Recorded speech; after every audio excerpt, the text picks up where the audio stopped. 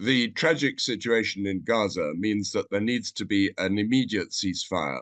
It's absolutely dreadful to see the suffering going on now among the civilian population of the Palestinians in Gaza.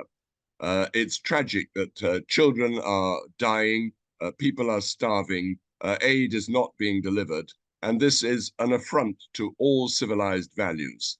It's inconceivable that the rest of the world should allow this thing to go on without any apparent effort to make a ceasefire immediate and durable. The Americans have responsibility for pushing Israel into accepting a ceasefire straight away. Of course, this is linked to the release of the hostages, and that should happen as well. But there should be no haggling over numbers. This will simply hold up the ceasefire, and it will allow the hardliners in the Israeli cabinet to push for a continuation of the fighting.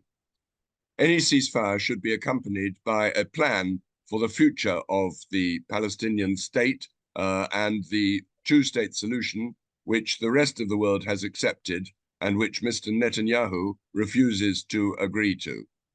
The ceasefire should also include an immediate delivery of aid. This is important, and it's tragic that the aid is already being blocked. It's not getting through. The Egyptians have a responsibility to allow more aid to go in from their side. The Israelis need to open the frontier so that more trucks can go in.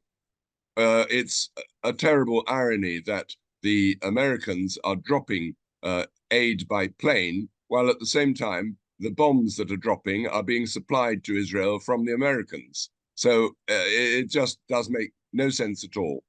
The international community must get behind the United Nations and must push for an immediate ceasefire. We've had too many statements from Western leaders and from others that a ceasefire is needed, but nothing is done.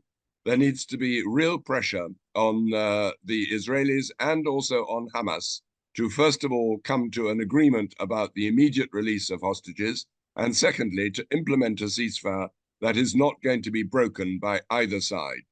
Until this happens, we'll see still the tragic images that we're now seeing, which are being shown all across the world. The Western media has been quite good at showing what's happening. I say only quite good. More needs to be done to understand the suffering of the people there. And it's important not to mix up anti-Semitism, which is a terrible crime, with criticism of Israel, which is perfectly legitimate. But the focus now must be on an immediate ceasefire, and that must be implemented by all sides. Let's hope we see something positive soon.